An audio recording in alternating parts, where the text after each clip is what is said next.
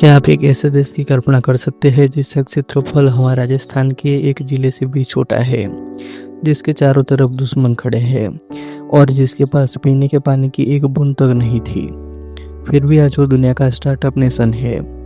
बात सिर्फ युद्ध या हथियारों को नहीं है, बात है उस जिद की जिसने एक बंजर रेगिस्तान को दुनिया का सबसे आधुनिक देश बना दिया।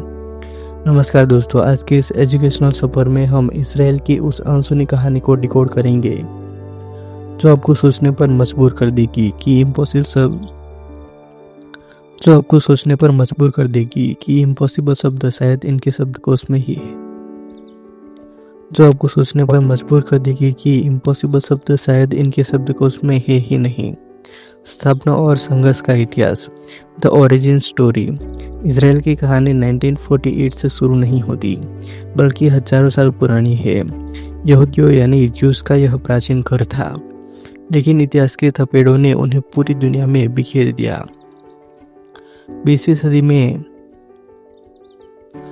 सदी में जियोनिज्म आंदोलन और द्वितीय विश्व युद्ध के होलोकॉस्ट के काले साये के बाद 14 मई 1948 को आधुनिक इसराइल का जन्म हुआ। हैरानी की बात यह है कि अपनी आज़ादी के अगले ही दिन इसे 5 पड़ोसी देशों के हमलों का सामना करना पड़ा, लेकिन इसराइल न सिर्फ बचा बल्कि उसने खुद को इतना मजबूत बनाया कि आज उसकी सीमाएं उसकी सुरक्षा की गारंटी है। भूगोल जहां समुद्र भी खास है, द यूनिक जियोग्राफी।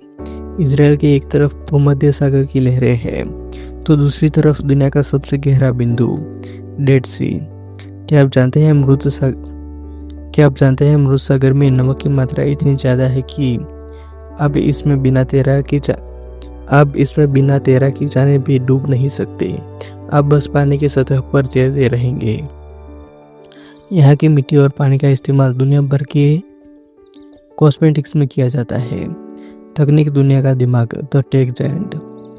जब हम तकनीक की बात करते हैं तो इसराइल का नाम सबसे ऊपर आता है। आज आप जो ड्रिप इरिगेशन, बूंद बूंद सिंचाई देखते हैं, जिससे पूरी दुनिया की खेती बदल गई, वह इसराइल की देन है।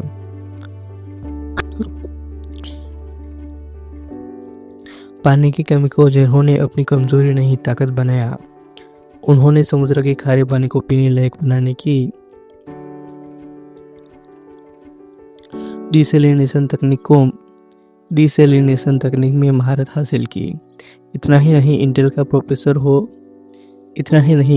प्रोसेसर हो या व्हाट्सएप की सुरक्षा तकनीक, इजरायली दिमाग का योगदान हर जगह है। इसलिए इसे सिलिकॉन वादी भी कहा जाता है। समाज और संस्कृति, अनुशासन की मिसाल, सोसाइटी एंड डिसिप्लिन। इसराइल की सबसे बड़ी ताकत वहाँ के लोग हैं। यहाँ देश पहले की भावना कूट कूट कर भरी है। यही कारण है कि यहाँ हर नागरिक के लिए सैन्य सेवा यानी मिलिट्री सर्विस अनिवार्य है, चाहे वो लड़का हो या लड़की। यहाँ की खुफिया एजेंसी मोसाद की कहानियाँ तो हॉलीवुड फिल्मों से भी ज़्यादा रोमांचक है। यहाँ की मुख्य भाषा हिब्रू है। यह दुनिया की एकमात्र ऐसी भाषा है जो लगभग मर चुकी थी, लेकिन इजराइल के लोगों ने इसे फिर से जीवित किया और आज यह उनकी पहचान है। यरूशलेम धर्मों का संगम, द होली लैंड।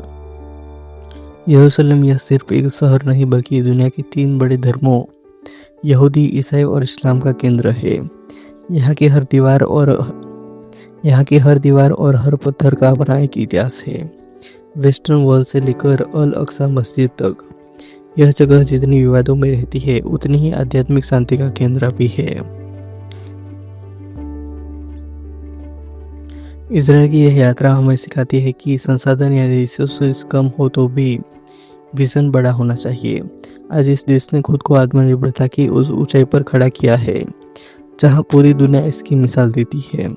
अब एक खास बात, जैसे इजराइल ने अपनी एकता और मेहनत से खुद को दुनिया के नक्शे पर चमकाया है, वैसे ही हमारा यह चैनल भी आपकी सहायता से आगे बढ़ता है। अगर आपको इसराइल की यह जानकारी पसंद आई तो इस ज्ञान को अपने दोस्तों के साथ शेयर करें। ऐसे ही गहरे शोध और तथ्यों के लिए चैनल को सब्सक्राइब करना न भूलें। हमें कमेंट में बताएं कि इसराइल की कौन सी बात आपको सबसे ज़्यादा प्रभावित करती है, उनकी तकनीक या अनुशासन। और हाँ, वीडियो को लाइक करके हमारा उत्साह जरूर बढ़ाइए।